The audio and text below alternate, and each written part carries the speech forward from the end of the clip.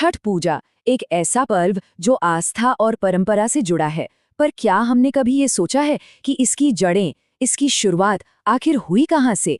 ये कितनी पुरानी है? आज हम सब मिलकर इसी सवाल का जवाब ढूंढने निकले हैं। हम समय में पीछे जाकर उन कथाओं को जानेंगे जो हजारों साल से इस पर्व को जीवित रखे हुए हैं। तो चलिए इस सफर की शुरुआत करते हैं। तो सबसे बड़ा सवाल यही उठता है, छठ पूजा की जड़ें आखिर कितनी गहरी हैं? क्या ये बस कुछ 100 साल पुरानी परंपरा है, या इसका जिक्र हमारे प्राचीनतम ग्रंथों में भी मिलता है? सच कहूं तो इसका जवाब एक पहेली जैसा है, और आज हम इसी पहेली की एक एक परत को खोलने वाले हैं। चलिए मिलकर पता लगाते हैं। तो अपनी इस खोज में हमें सबसे पहले जाना होगा वैदिक काल में। हाँ बिल्कुल, क्योंकि सूर्य की पूजा के सबसे शुरुआती निशान हमें वहीं मिलते हैं, और कह सकते हैं कि इसी महान पर्व की नींव भी वहीं रखी गई थी। देखिए, छठ पूजा का जो मूल है, जो इसका केंद्र है, वो है सूर्य उपासना। मतलब सूर्य को जीवन देने वाली ऊर्जा का स्रोत मानकर उनकी पूजा करना। और ये कोई नई बात नहीं है।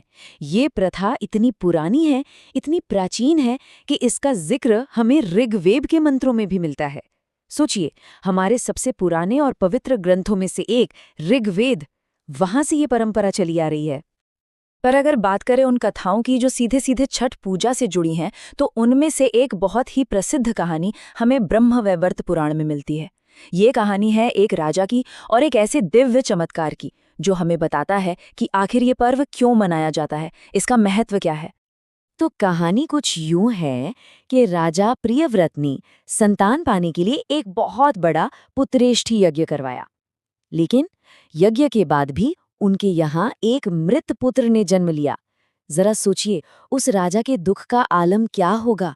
वो पूरी तरह से टूट चुके थे।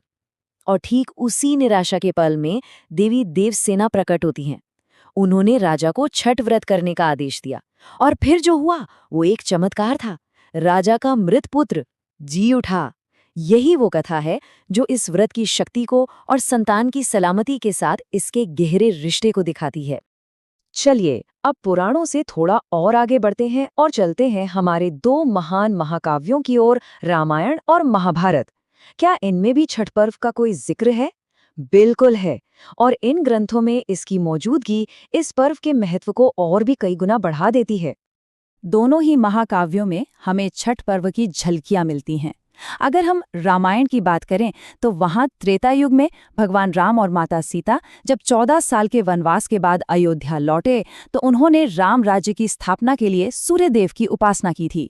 और फिर महाभारत में वहां तो सूर्यपुत्र कर्ण खुद सूर्यदेव के एक महान उपासक थे। इतना ही नहीं, द्रौपदी ने भी पांडवों की सुख समृद्धि के लिए ये व्रत रखा था। ये बातें साफ दिखाती हैं कि ये परंपरा युगों युगों से कितनी अहमियत रखती आई है। तो अब तक की हमारी इस यात्रा से एक बात तो साफ हो जाती है, छठ पूजा सिर्फ किसी एक कहानी या किसी एक ग्रंथ पर आधारित नहीं है, बल्कि ये तो अलग अलग धर्म ग्रंथों से निकली परंपराओं का एक खूबसूरत संगम है। एक ऐसी मजबूत विरासत जो आज भी पूरी तरह से जीवित है। और बात सिर्फ कहानियों तक ही सीमित नहीं है। स्कंद पुराण जैसे ग्रंथ तो हमें छठ पूजा करने के पूरे नियम और इसकी विधियां भी बताते हैं। मतलब पूजा कैसे करनी है, क्या क्या नियम है, ये सब कुछ। तो ये ग्रंथ इस पर्व को एक शास्त्रीय आधार देते हैं, एक पूरा ढांचा देते हैं। तो देखिए, हमने अपनी बात शुरू की थी ऋग्वेद से, फिर हम ब्रह्मवैवर्त पुराण की कथा तक पहुंचे, और फिर रामायण और महाभारत के प्रसंगों को भी देखा। ये सभी पवित्र ग्रंथ और साथ में जो लोक कथाएं हैं, वो सब मिलकर इस प्राचीन पर्व की एक बहुत ही जीवंत और खूबसूरत तस्वीर हमारे सामने रखते हैं। और जब ये सारे ग्रंथ एक साथ मिलते हैं, तो वो छठ पूजा के गहरे धार्मिक, सांस्कृतिक और ऐतिहासिक महत्व को पुख्ता करते हैं। इसकी जड़ें किसी एक जगह नहीं, बल्कि कई अलग अलग स्रोतों में हैं। और शायद यही बात इस पर्व को इतना खास, इतना शक्तिशाली बनाती है। तो सवाल ये उठता है कि हजारों साल बीत जाने के बाद भी ये कथाएं, ये कहानियां इस पर्व को आज भी कैसे जिंदा रखे हुए हैं। ये सोचने वाली बात है ना। ये दिखाता है कि आस्था और परंपरा में कितनी ताकत होती है।